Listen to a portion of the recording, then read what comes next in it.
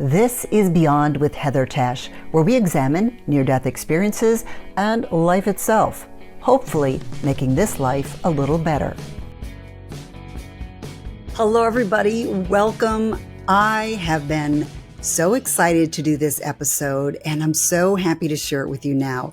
It is about pets in the afterlife, animals in heaven. And I've gathered a whole bunch of people that have had experiences with pets in the afterlife and animals, not just pets, and they're here to share their stories. And if you stick around to the end, I'll also share with you my pets. Heaven is never going to be less than this. It's always going to be more. God's not going to take away any of the things we love because he's the one who gave us the things we love. So in heaven, yeah, our pets will be there. And all our relationships will be there and go deeper. I didn't see any family members, but I did see pets. And it was such an extraordinary thing. I didn't have time to go play with them, but I saw two of my cats that I had growing up. And they both died from cancer. And when I was there seeing them, they were happy. They were young again and full of life. And that's something that God gave all of us. He created these beautiful animals that are our companions for eternity. So when you get back, not only do you have your loved ones, but you also have all your animals with you too. How about animals? You talked about the grass. You talked about the flowers. I assume that means animals have souls and we will see our pets again. Yes. So animals do have souls, and a lot of them have a higher soul than what we could know. A lot of them have a sacred soul, an energy soul that's like an angel. I especially have seen this in horses, where the actual soul that's in there is a much higher being than just some regular, soul or spirit. It's something very high energy, like an angel. And it's not every animal, but every animal does have a soul, especially those animals who are loving and interacting with us.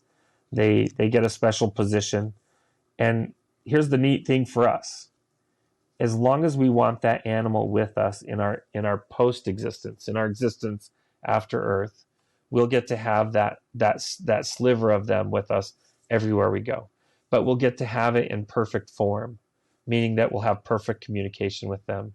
We'll be able to communicate with them, not just love them and hug on them. We'll be able to actually, understand them and understand their path.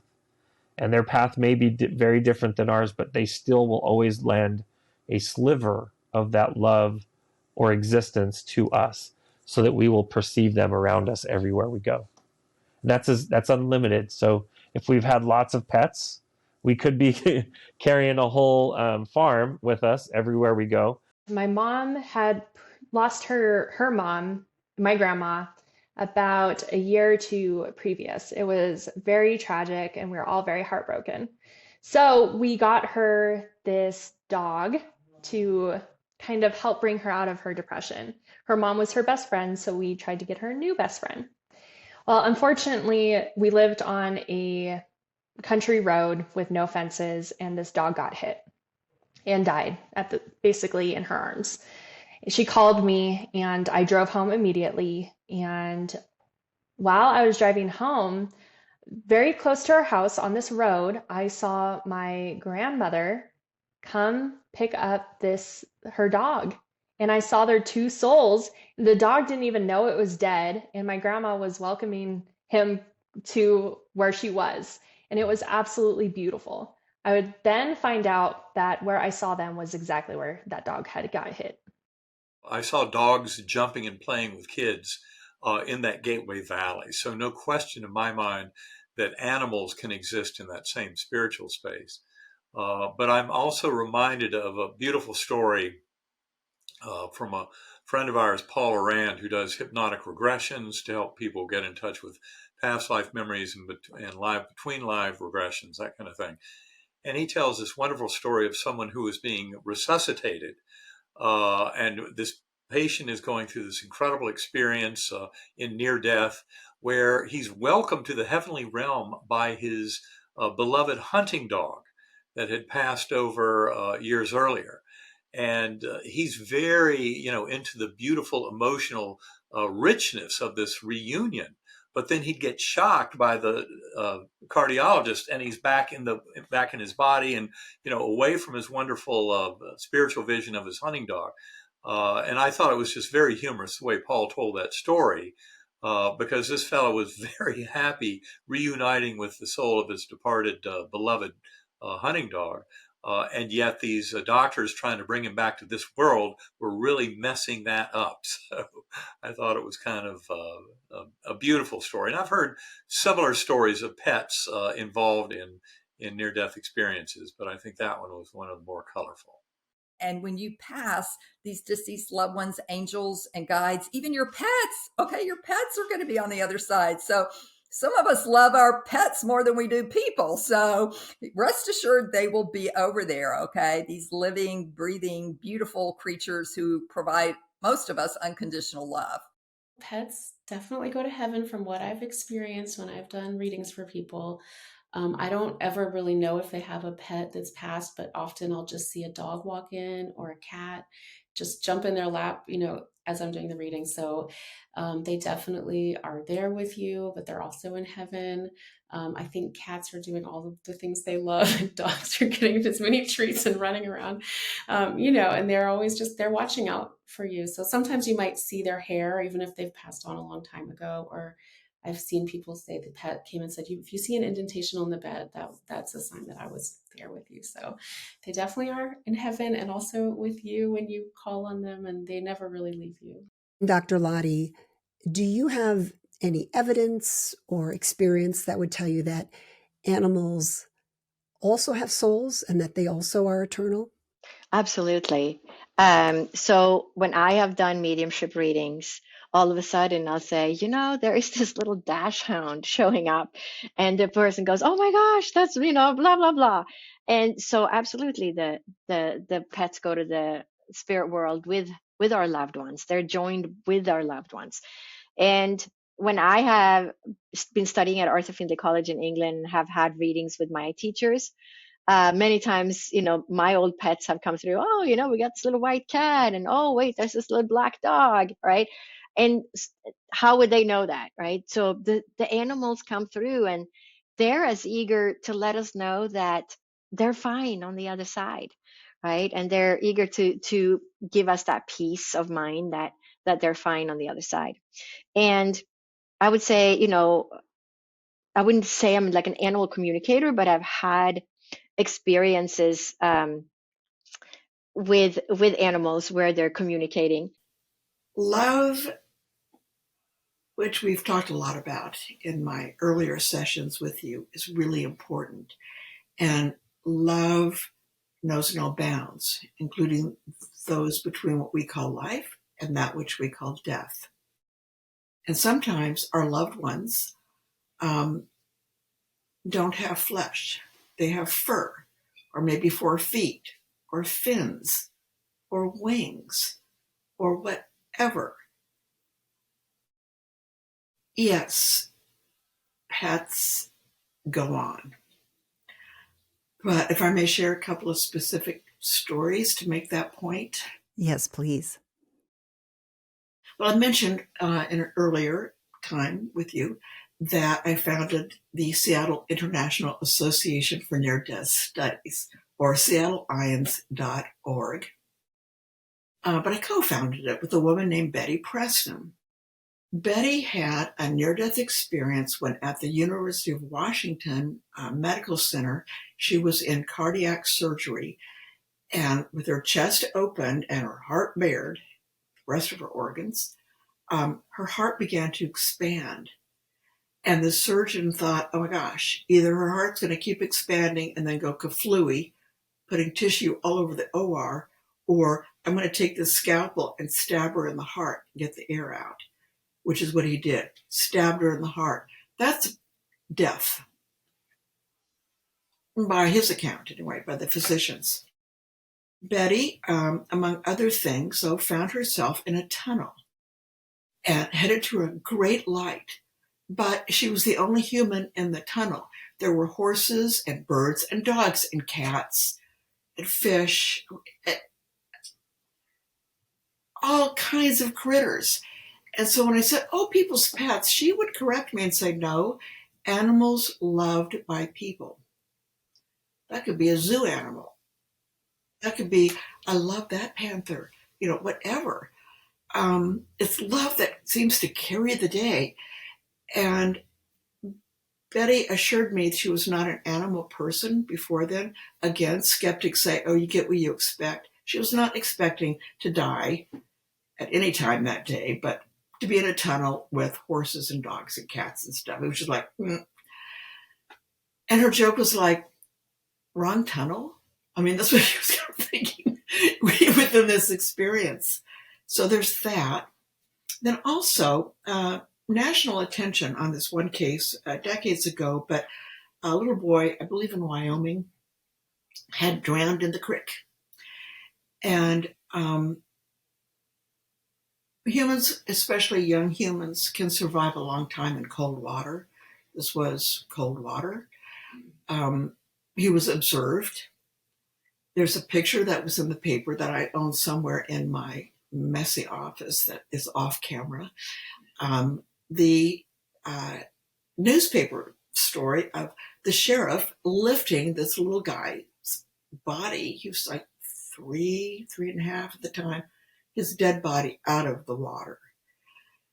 And then it made national attention because Stone Phillips at that time was a journalist who actually interviewed this little boy. But he came into my orb, as it happens. So this is what happened to him. This little guy found himself in a similar setting to the ranch where they lived. Earlier in his life, when he was little, now this is a preschooler telling me, well, when I was little, like, okay, kid. He had a cat and he had a dog. And he would get out of the family vehicle when they were, had been away from the house, the ranch, and his dog would, recognize the little boy and would come up and put its paws on top of him, sometimes knocking him down. So it wasn't a Saint Bernard; it was something that could knock down a preschooler. But then he had a cat, and the cat would come along jealous of the dog getting attention and would claw its way up this little boy's shoulder, and would claw at the dog. That was their routine. Both animals had died. This little guy in this setting, off in the distance, comes his dog, jumps on him, knocks him down, he gets up, meow, along come the cat's climbing up, at the dog, and that was his experience. That's one of the earlier kids I had talked to. There's been many since. Young children usually don't have a deceased human loved one. Grandparents are often alive, parents are often alive, siblings. So who are they going to be met by? Love, in the form of their pets. And they're there. But I've talked to a 3-year-old who saw Jesus and wanted to give Jesus a present and bent down to pluck a flower, but the flower was alive. So she backed away because, I'm not going to pluck that flower. But she saw a little field mouse running around. So she chased after the field mouse. We're in heaven now, where there were other animals, but a field mouse. And then she kept the field mouse and brought it over to Jesus and, got oh, thanks. But she said there were all kinds of animals running around. All kinds. One little boy who, a sad story in general. We have mountains east and west of Seattle, but his family had been coming down something called Stevens Pass in Washington State, where there's an abyss on the side of the road, even with guardrails. Dad driving, mom in the passenger seat, an infant in an infant seat behind, and this little boy who was 4 in a kid's seat behind Dad. The car went over, plunged into the abyss. Dad died. Mom had a broken back, but survived. The baby, the infant seat, somehow on some impact hitting something, was flung from the car inexplicably because it was cold. Windows weren't open, but the car was mangled. Anyway, that baby was sitting like on a shelf, perfectly intact, just fine, cold, but fine. But our little hero was underwater for about 35 minutes. And he had a near-death experience where he too went to heaven. And sometimes it's called heaven, sometimes it's not. Depends on the child. But I like crayons because kids, it's easier for them to draw than to explain because of language. If it's hard for us, Heather, to find words, a little kid is going to have a harder time.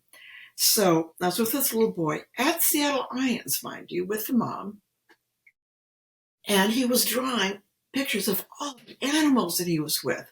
It went on and on. There are all kinds of things, wild animals, butterflies, on and on. Then he got really frustrated because there were bees there, bumblebees. And he was trying to draw a bumblebee and he couldn't draw a bumblebee's head. He got very frustrated. So, but here's someone talking about more than just animals, bees, for instance, birds. Again, life goes on, maybe not in the same form as we're used to on Earth, but it goes on. And so do animals. I can't explain it, but there they are, reported. So I reckon we'll be experiencing a reunion with all of that which we call pets that we have loved. I'm a combat vet. I've been blown up. I've been shot up. I've been wounded. Everything. I mean, I've been through everything in life. And yet a kitty cat, the death of a kitty cat could make me feel heartfelt sadness. This cat would follow me around wherever I went in the house. I went outside.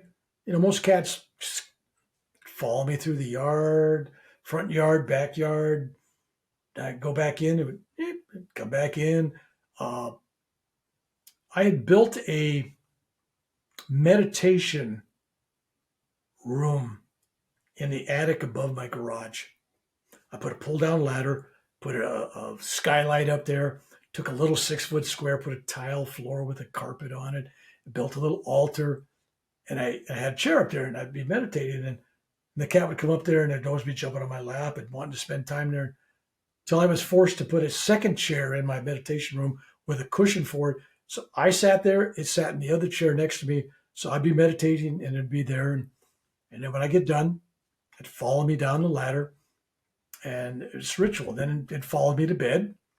And then when I got in bed, it would jump up, the cats jump, they'd jump on the bed. I mean, there's no easy way to get up there. And then they got their claws, doing the, and then to get between me and my wife, they turn around about 10 times, Then you get the whiskers and the fur and all that stuff. And finally, they kind of settle down.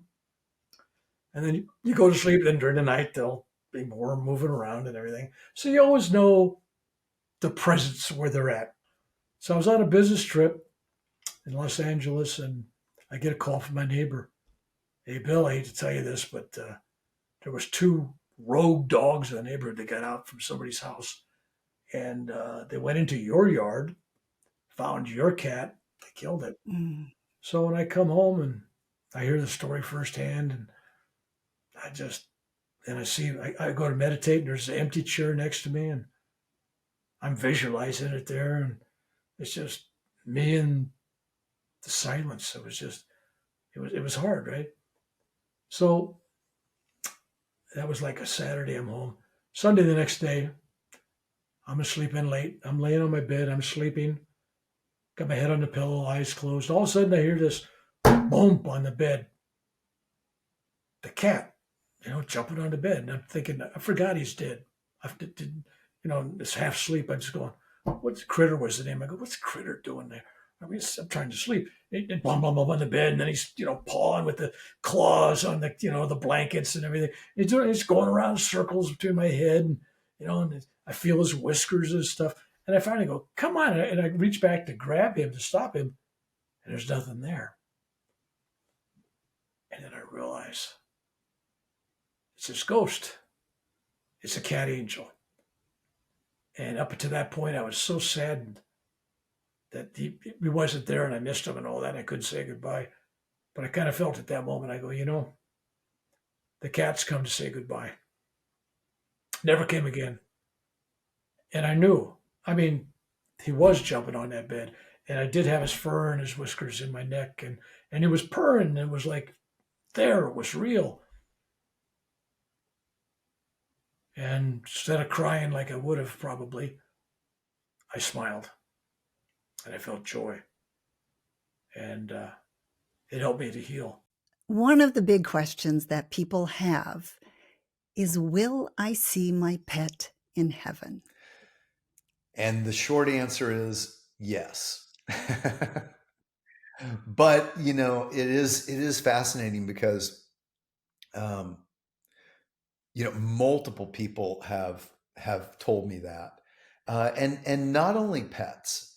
So for instance, Karina, who was a woman from Colombia that I interviewed, she, in her near-death experience, at first, she cried out to God because as she was dying, she realized, oh my gosh, this is real.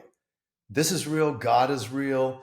And there's something missing. And she cries out to God for forgiveness. And she then is taken to this, she sees this light and she sees hands and arms reaching out and they're saying, come, come. And she feels unworthy. She'd been through a lot in her life and she feels unworthy. And she said, no, and God says to her, no, come, you are worthy. I love you. And then she said, well, God, if this really is safe, then show me someone who died before that I'll know that it's okay. And he said, look to your right. And she looks to her right, and there is her little dog who had died the week before.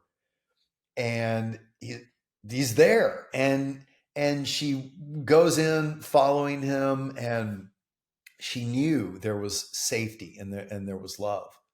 Another man I interviewed who's a CEO had a horrible childhood, really like asthma, constantly in the hospital, bullied a lot. His only friend was his little fox terrier that he said would jump up on him when he came home from school and lick his face like a lollipop. And he has this near-death experience and is there in the presence of Jesus. And, he remembers, he kind of sees all this past and then Jesus says to him, look, and he does his arm like this. And Randy looks out, and across this field of beautiful flowers comes his dog, the little fox terrier, and jumps up on him and licks his face like a lollipop. And Jesus says to him, see, beloved, I give you the desires of your heart. So those are two dog pets, but I have another one. Jim Woodford was a commercial airline pilot. And when he died, he is there walking in heaven with these three angels. And he loved horses. And they take him up to the split rail fence. And the angel says to him, Jim, look. And out from behind these trees gallop these three beautiful Arabian horses with light coming out from under their feet as they jog. And as he pets them, he realizes, like, God did this for me because he knew I love horses. And I think it's a great reminder that heaven is never going to be less than this. It's always going to be more. God's not going to take away any of the things we love because he's the one who gave us the things we love. So in heaven, yeah, our pets will be there and all our relationships will be there and go deeper. I love that closing line with John Burke. Heaven is never going to be less than here. It's always going to be more. And that is so reassuring when he says, yes, of course, our pets are going to be in heaven. And as you heard, so many other guests did as well. They had some wonderful stories. I find it very reassuring because I have lost some very beloved pets. I'm sure many of you have as well. So to me, this is really comforting, but I'd love to hear your thoughts on it. Please share them in the comments. And then also, if you made it to the end, I always love to know that. So go ahead and put made it in the comments. I also promised that I would share with you my pets. So let's start with Charlie. Charlie is my 90-pound lap dog, and she is just a real sweetheart. Next comes Marley. Marley's about 18 years old, so he's an older cat. He's getting kind of frail, but he's still a real sweetheart as well. Then we have Lucy, and Lucy's really timid, so anybody outside the family will never see her. She will be hiding, but she does have a sweetheart. Next comes my youngest cat. This is Bubby. He is great. He loves to be around me, and I enjoy having him follow me throughout the house. And he came from Gracie. Gracie was a pregnant feral cat that my daughter found. So we trapped her. We brought her into our house, and that's where she had 7 kittens, including Bubby. We found homes for the other 6. And we couldn't find a home for Gracie. She had been feral. Nobody wanted her. So we decided to keep Bubby along with her so the two of them could keep each other company. And I'm so glad we did. Gracie is such a sweetheart, and she is so happy now living in our house. So again, thank you everybody for being here.